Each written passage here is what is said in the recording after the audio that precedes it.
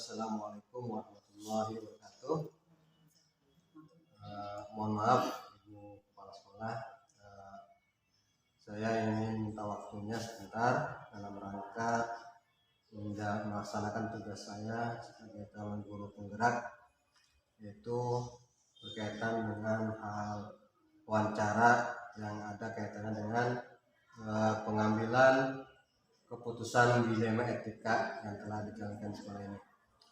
Di sini saya sudah mempersiapkan beberapa pertanyaan yang akan Ibu jawab sesuai dengan apa yang Ibu jalankan atau alami sendiri di sekolah ini. Baik, Ibu siap? Ya baik, kalau siap kita mulai saja dari pertanyaan pertama, yaitu selama ini bagaimana Ibu dapat mengidentifikasi kasus-kasus yang merupakan dilema etika atau rujukan moral? Ya, saya melihat bahwa kasus dilema etika yaitu benar lawan benar merupakan situasi yang terjadi ketika harus memilih dan memutuskan antara dua pilihan, di mana kedua pilihan itu benar-benar secara moral tapi bertentangan satu sama lain. Sedangkan rujukan moral yaitu benar melawan salah, yaitu situasi atau keadaan ketika harus mengambil keputusan antara benar dan salah. Selanjutnya untuk pertanyaan kedua, selama ini bagaimana Ibu menjalankan pengambilan keputusan di sekolah Ibu, terutama untuk kasus-kasus di mana ada dua kepentingan yang sama-sama benar ataupun sama-sama mengandung nilai kebajikan? Sebelum keputusan itu diambil dalam kasus dilema etika, terlebih dahulu dilakukan pengumpulan fakta yang terjadi, siapa-siapa yang terlibat, menganalisis benar salahnya, membuat alternatif solusi, membuat keputusan, dan melihat lagi keputusan atau direfleksi. Untuk pertanyaan ketiga, langkah-langkah atau prosedur seperti apa yang biasa Ibu lakukan selama ini? Langkah-langkah yang dilakukan oleh Ibu adalah pertama itu mengumpulkan fakta yang dimana menganalisis benar salahnya, membuat alternatif solusi, membuat keputusan, dan lagi-lagi harus membuat keputusan kembali atau direfleksi. Pertanyaan keempat, hal-hal apa saja yang selama ini Ibu anggap efektif dalam pengambilan keputusan pada kasus-kasus dilema etika? Langkah-langkah yang saya lakukan adalah mengumpulkan fakta yang dimana menganalisis benar salahnya, membuat alternatif solusi, membuat keputusan, dan lagi-lagi harus melihat keputusan kembali atau direfleksi. Hal-hal tersebut dilakukan bisa membuat keputusan yang dapat dilaksanakan oleh kedua belah pihak yang bertentangan dapat menjalankannya dengan baik. Untuk pertanyaan kelima, hal-hal apa saja yang selama ini merupakan tantangan dalam pengambilan keputusan pada kasus-kasus dilema etika? Hal-hal yang efektif dalam mengambil keputusan kasus dilema etika adalah dengan menelaah siapa-siapa yang terlibat, sifat urgent atau mendesak dan tidaknya kasus dilema etika tersebut, dan pengambilan alternatif solusi. Ya, terima kasih. Untuk yang pertanyaan keenam, apakah Ibu memiliki sebuah tata kala atau jadwal tertentu dalam sebuah penyelesaian kasus dilema etika? Apakah Ibu langsung menyelesaikan di tempat atau memiliki sebuah jadwal untuk menyelesaikannya? Bentuk atau prosedur seperti apa yang dijalankan?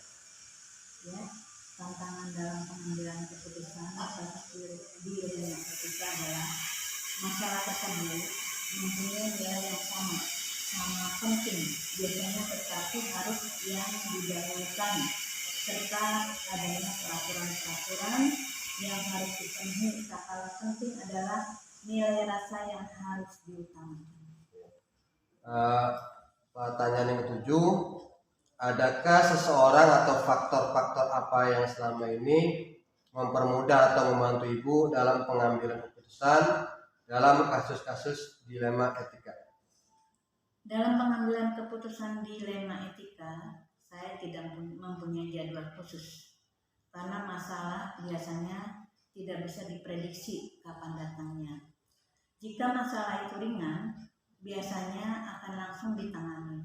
Tapi jika masalah itu berat, maka akan terlebih dahulu dimusyawarahkan bersama guru-guru.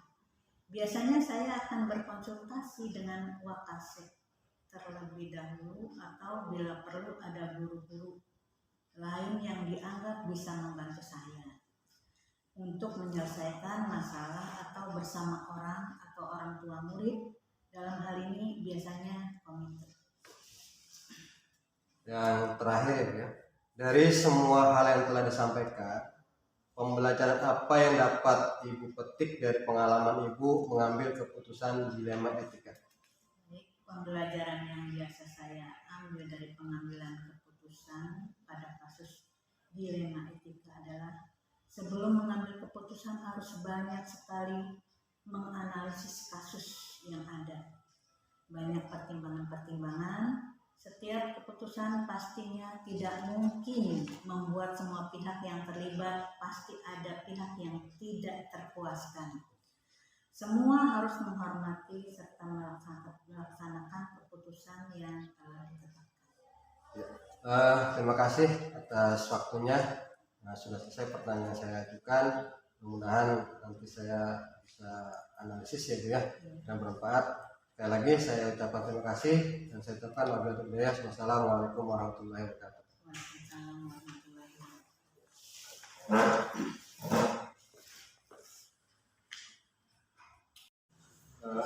Bismillahirrahmanirrahim. Assalamualaikum warahmatullahi wabarakatuh. Selamat pagi Ibu Kepala Sekolah. Mohon waktunya sebentar.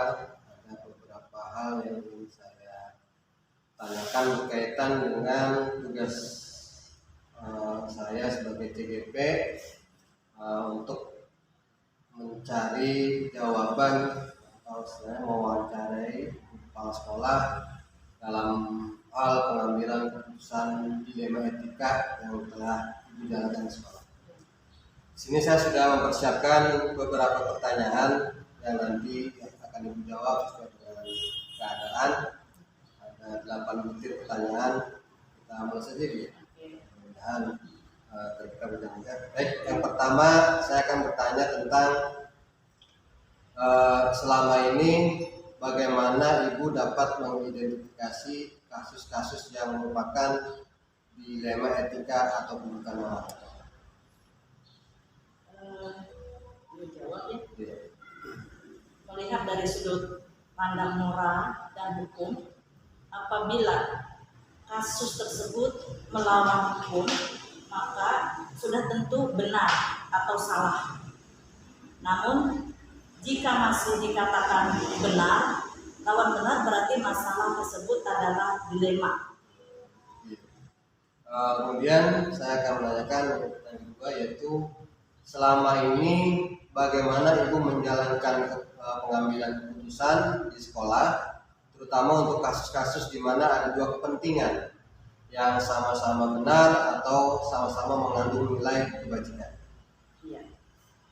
Selama ini Ibu mengambil keputusan selalu mengidentifikasi kasus dari berbagai sudut, dari sudut pandang, kemudian menimbang secara matang mana yang paling benar, dan keputusan tersebut menguntungkan banyak orang dan tidak ada yang dirugikan.